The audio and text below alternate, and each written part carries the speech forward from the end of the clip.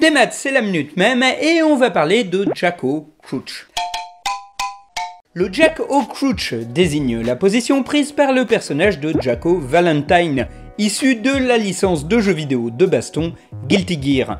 Assez marquante pour son côté sexuel et peu pratique, la position a été énormément parodiée durant le mois d'août 2021. Alors oui, on est fin septembre 2021, pourquoi j'ai mis plus d'un mois à en parler? Alors, parce qu'entre-temps, je sortais un nouveau livre, et que du coup, la télévision locale m'a interviewé. Derrière le pseudo Mad Dog se cache Julien Évrard. Depuis 9 ans, il publie des vidéos YouTube qui intéressent aujourd'hui plus de 70 000 abonnés. Son domaine de prédilection, c'est les mèmes, ces images ou vidéos virales qui se partagent sur internet. Bon, à ce jour, personne n'a jamais tenté de prendre des personnages de Smash Bros et d'y adjoindre les pieds de Kirby. Quoique ce serait une très mauvaise idée en fait. Oui, c'est une sorte de teaser pour la suite de la vidéo.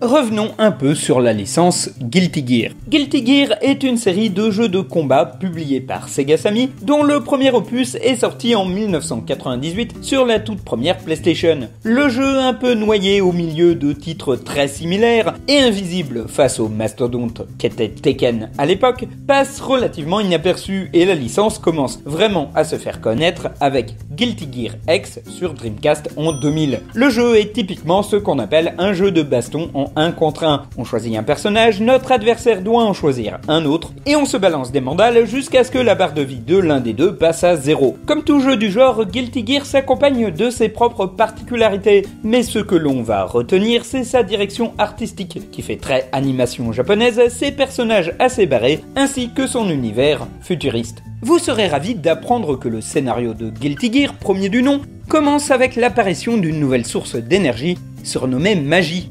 Celle-ci règle 90% des problèmes de la planète, et elle est découverte dans le lointain futur, pour le jeu de 2010. Voilà, donc ça n'est toujours pas arrivé, ce qui est la preuve qu'on n'est pas dans la bonne temporalité. Pour ceux qui en doutaient.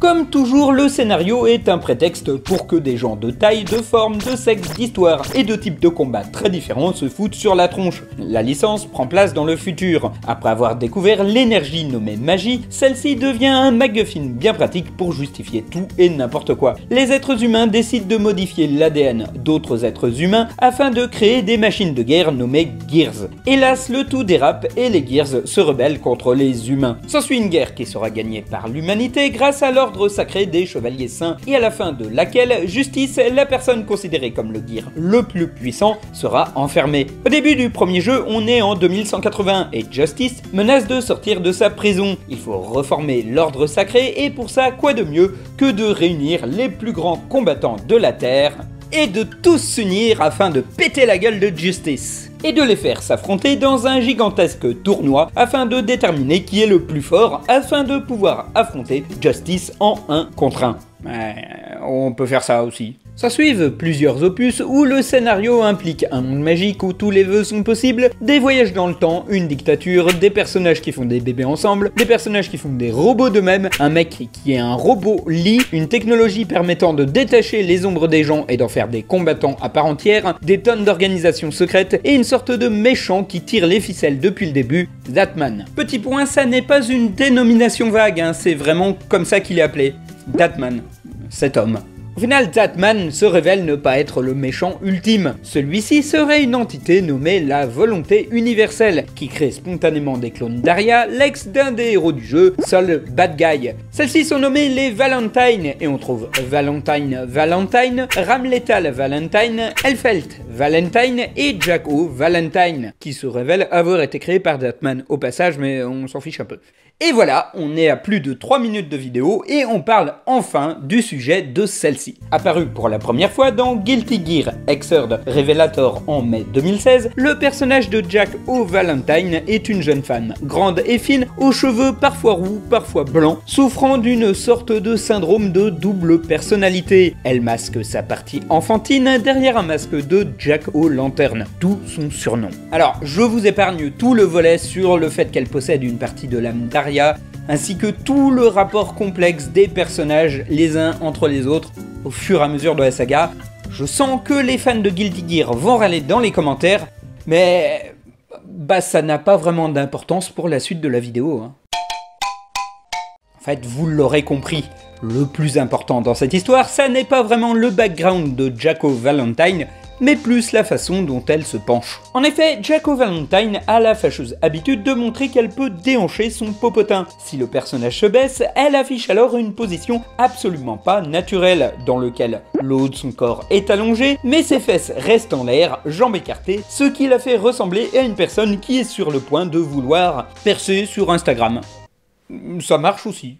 Dans la communauté des fans du jeu, cette position était déjà source de blagues. Ainsi, dès 2019, l'utilisateur MunchyJR posta sur Twitter et YouTube une vidéo intitulée Absolute Queen, dans laquelle on pense voir Jaco Valentine se baisser, or c'est le personnage de Potenkin qui prend cette position. Il faut attendre 2021 et la sortie de Guilty Gear Strive pour que la posture baissée de Jaco Valentine se fasse remarquer. En effet, c'est à l'issue d'une vidéo du 15 août 2021 annonçant le retour du personnage lors du Season Pass numéro 1 du jeu vidéo que les internautes découvrent le personnage et sa façon peu naturelle de se baisser. Et à partir de là viennent des délires, notamment ceux consistant à dessiner plein d'autres personnages issus d'univers totalement différents dans cette position. D'autres personnes vont tenter de le refaire dans la vie réelle sans se péter une côte, ce qui tient du miracle. Et ce mème fut voté meilleur mème du mois d'août 2021 par les lecteurs du site Know Your Meme. Il est à noter que la licence a plusieurs fois généré des mèmes autour de certains de ses personnages. Le plus célèbre restant Bridget, qui est devenue une figure LGBT parce que sous son apparence de nonne se cache en réalité une personne de sexe masculin. La sortie de Guilty Gear Strive a réenclenché une nouvelle vague de mèmes et de fanart,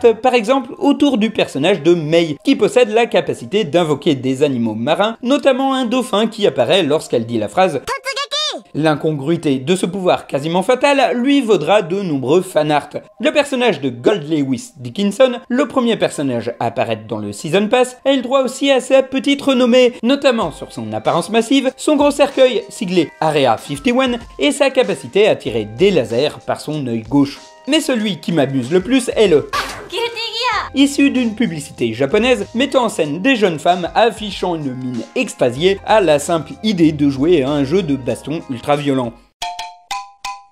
Pour revenir à Jaco Valentine, ça n'est pas la première fois qu'une position un peu sexiste et ridicule se retrouve parodiée par les internautes. En effet, l'industrie du divertissement, en cherchant à plaire à un public qu'elle pense être masculin et hétéro, a tendance à mettre les personnages féminins dans des poses lascives qui sont à force un peu grotesques, quitte à les représenter dans des positions qui sont en fait inconfortables quand elles ne sont pas anatomiquement impossibles. Ainsi, en 2011, un Tumblr nommé Escher Girls s'amusait à souligner à quel point les femmes dans les comic books sont dessinées d'une façon déformée et impossible à refaire dans la vraie vie. Et le Escher, c'est pour MC Escher, un peintre hollandais célèbre pour ses compositions qui ont l'air d'être possibles au premier coup d'œil, mais dont on s'aperçoit, lorsqu'on l'examine un peu mieux, qu'elles défient les lois de la gravité, voire de l'univers.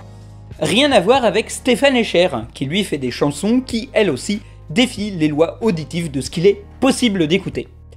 Oui, celle-là, elle est totalement gratuite. Un autre Tumblr, The Brokeback Pose, sort quelques mois après, en janvier 2012, afin de se moquer de cette pose impossible à tenir qui consiste à mettre en avant à la fois la poitrine et les fesses des héroïnes de comic book. Afin de souligner cette absurdité, les internautes utilisent alors la règle 63, consistant à dessiner un personnage en inversant son genre et de montrer à quel point l'effet serait ridicule pour un homme. Très vite, un consensus se crée autour du personnage du Avenger Hawkeye, et on le retrouve dans de très nombreux fanarts à la place de nombreuses super-héroïnes.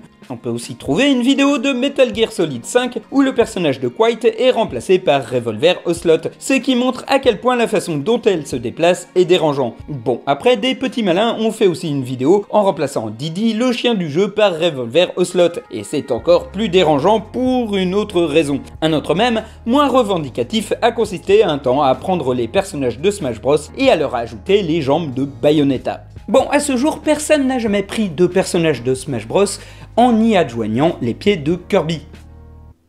Non, en fait, ce serait une très mauvaise idée. Ne faites pas ça. Voilà, je l'avais dit, c'est le retour de la minute même, après quelques mois d'absence. Du coup, c'est un retour à des vidéos un peu plus courtes, mais je l'espère un petit peu plus régulières. Si vous voulez que je parle d'un mème en particulier, n'hésitez pas à me le dire dans les commentaires, ou à voter pour une proposition qui vous tente afin de la faire remonter dans les commentaires. Oui, je parle de faire des vidéos plus régulièrement alors que la dernière date d'il y a plus d'un mois. Bah oui, avec le retour des conventions, ça m'a pris quand même pas mal de temps, notamment quand il a fallu écrire des conférences et finaliser mon livre. Je remercie toutes les personnes à être venues me voir durant celle-ci. Ça fait du bien de vous voir, de discuter, de faire des petites conférences, voire de monter sur scène pour faire du karaoké. En tout cas, ça m'avait manqué. La prochaine convention de prévue, c'est le Japan Van Matsuri, les 23 et 24 octobre 2021. Et sauf changement de dernière minute, c'est la seule convention que j'aurai durant le mois d'octobre. Du coup, sur mon stand, vous pourrez trouver mon nouveau livre. C'est une nouvelle qui s'appelle Le paradoxe de Stella, tome 1. Oui, parce qu'arrivé à la fin de la nouvelle, je me suis dit que j'avais envie d'en faire plusieurs tomes, avec les personnages que j'y décris et tout l'univers que j'ai inventé. Ça se passe dans un futur plus ou moins proche où l'humanité a inventé le voyage dans le temps. Et afin de ne pas créer de paradoxe temporel, il se contente juste d'observer l'histoire et de voir comment ça se passait à une certaine époque. Sauf que, histoire que ça soit un petit peu plus rigolo, mon héroïne Stella, elle provoque un paradoxe. C'est pour ça que ça s'appelle le paradoxe de Stella. Alors, c'est illustré par une bonne copine, Tanita Ferrer, qui est connue aussi dans le cercle des webtoons pour storyboarder le webtoon Lanterne, et qui est un webtoon qui marche plutôt bien. Et comme on se connaît et qu'on s'aime bien dans la vie, on s'est dit, si on faisait un truc ensemble, et j'ai beaucoup kiffé ces illustrations. On s'était demandé s'il fallait qu'on le fasse en noir et blanc ou en couleur. Au final, on a fait les deux, donc la version avec une couverture en couleur est en noir et blanc, et coûte 7 € et c'est la version normale, prévue comme ça. Et la version tout en violet, en fait, c'est la version couleur qui coûte 10 € et qui est un petit peu plus chère, mais il y a des artworks et les illustrations internes sont en couleur. Pour tous ceux qui ne peuvent pas aller en convention, vous pouvez vous procurer ce court livre ainsi que tous les autres que j'ai écrits sur mon blog, la chronique facile du mercredi. J'y adjoins un timbre et si vous me le demandez gentiment lors de la commande, je vous ferai une petite dédicace. Voilà, c'est à peu près tout ce que j'avais à dire. À la prochaine.